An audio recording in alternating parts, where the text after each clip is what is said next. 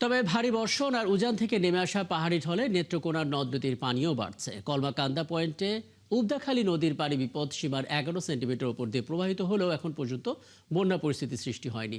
জেলা প্রশাসন বলছে 10 উপজেলায় 289টি আশ্রয় কেন্দ্র প্রস্তুত রাখা হয়েছে। এছাড়া 1750 প্যাকেট শুকনো খাবার, 5 লাখ টাকা এবং 100 টন চাল মজুদ রয়েছে। পানি উন্নয়ন বোর্ড বলছে মগরা এবং ধনু নদীর পানিও বাড়ছে, তবে এখনও বিপদসীমা পার হয়নি। অন্যদিকে মঙ্গলবার সকাল নাগাদ কংস এবং সোমেশ্বরী নদীর পানি কিছুটা কমেছে। কলমাকান্দা উপজেলা নির্বাহী কর্মকর্তা এস মিকাইল ইসলাম জানিয়েছেন, নদীর পানি বাড়লেও এখনও লোকালয়ে প্রবেশ করেনি।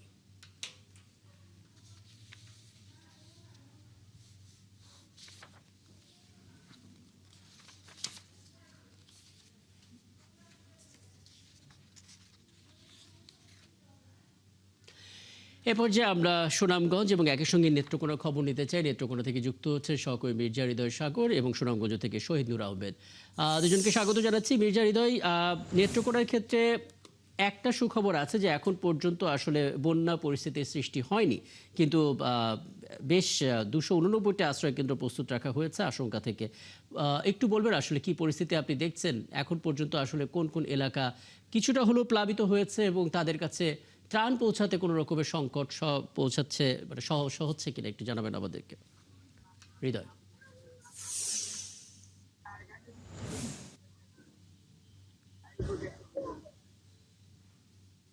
রাকিব, শুরুতেই যদি বলি, গতকাল সন্ধ্যা থেকে এখন পর্যন্ত নেত্রকোনায় কোনো বৃষ্টিপাত নেই।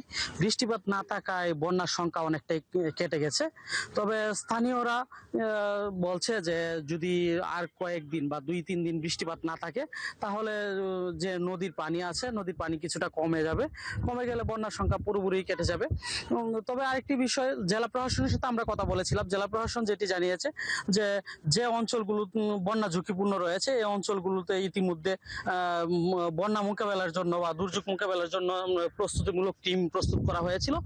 আমরা দেখেছি জেলা প্রশাসনের তথ্য মতে 289টি আশ্রয় কেন্দ্র ইতিমধ্যে প্রস্তুত করা হয়েছিল। এছাড়া স্বাস্থ্য সেবার জন্য বিভিন্ন স্বাস্থ্য কেন্দ্রগুলো এবং পাশাপাশি দেখা গেছে ইমার্জেন্সি রেসপন্স টিমও গঠন করা হয়েছিল। তবে যেহেতু সকালেও আমরা জানাচ্ছিলাম যে উবদাখালী নদীর পানি বিপদসীমা 13 সেন্টিমিটার উপর দিয়ে প্রবাহিত হচ্ছিল, কিন্তু কিছুক্ষণ আগে আমরা পানি উন্নয়ন বোর্ড থেকে যে তথ্যটি পেয়েছি, বৃষ্টি না থাকায় 2 সেন্টিমিটার কমে উবদাখালী নদীর পানি এখন 11 সেন্টিমিটার উপর দিয়ে প্রবাহিত হচ্ছে। এটা কিছুটা আশার আলো দেখাচ্ছে। আর পানিবন্দির যেহেতু লোকালয়ে পানি প্রবেশ করেনি, পানিবন্দিতে এমন লোকজন নেই। পানিবন্দি লোকজন না থাকায় মূলত এখনো পর্যন্ত আমাদের ত্রাণ সহায়তার প্রয়োজন পড়েনি। তবে প্রশাসন আমাদের যেটি বলেছে, ত্রাণ সহায়তার জন্য সকল ধরনের প্রস্তুতি নিয়ে রাখা হয়েছিল প্রশাসনিকভাবে। ইতিমধ্যে জেলার 10টি উপজেলায় ত্রাণ ও দুর্যোগ মন্ত্রণালয়ের অধীনে এবং বুঝতে এছাড়াও পারছি, তার মানে এখন পর্যন্ত যে আবহাওয়া রয়েছে তাতে বৃষ্টিপাত তেমন হচ্ছে না, কিন্তু হলে সেক্ষেত্রে নানামুখী শঙ্কার কথা বলা হচ্ছে। আমি সুনামগঞ্জে যেতে চাই এবং সেখানে বলা হচ্ছে উত্তর পূর্বাঞ্চলের যে নদ নদীর পানি সেটা বাড়ার কারণে সিলেট, সুনামগঞ্জ, কুড়িগ্রাম, রংপুর, লালমনিরহাট সহ আরও 8 জেলায় বন্যার আশঙ্কা রয়েছে। বাকি খবরটা জেনে নিতে চাই শহীদ নূর আহমেদ আপনার কাছ থেকে। আপনি বলছিলেন আসলে এর আগে এখন পর্যন্ত আসলে বিপদ সীমার কাছাকাছি পর্যন্ত পানি আছে, কিন্তু এখন পর্যন্ত যেহেতু বৈরী আবহাওয়াটা কিছুটা হলেও নিয়ন্ত্রণে চলে এসেছে, বড় কোনো শঙ্কা নেই, কিন্তু প্রস্তুতি রয়েছে। সেই প্রস্তুতির জায়গাটা বলবেন, জেলা প্রশাসন কী ধরনের প্রস্তুতি নিয়েছে এবং এখন পর্যন্ত আসলে কী ধরনের আশ্রয় কেন্দ্র প্রস্তুত রাখা হয়েছে?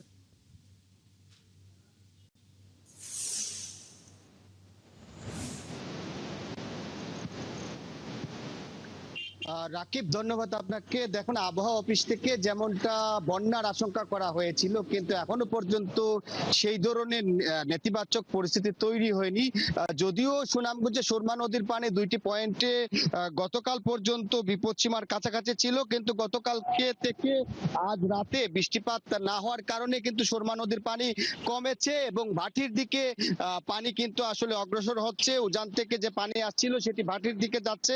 দেখতে পাচ্ছেন আমি যেখানে আছি সেটি সুরমা নদীর পানি কিন্তু বিভিন্ন খাল হয়ে হাওরের দিকে প্রবেশ করছে। প্রশাসনের পক্ষ থেকে বলা হয়েছিল তারা সুনামগঞ্জে প্রায় 1300 যে প্রাথমিক বিদ্যালয় সহ বিভিন্ন বিদ্যালয় তারা আশ্রয় কেন্দ্র হিসেবে প্রস্তুত রেখেছিলেন। তারা উদ্ধার কাজ পরিচালনার জন্য কিন্তু টিম গঠন করেছিলেন।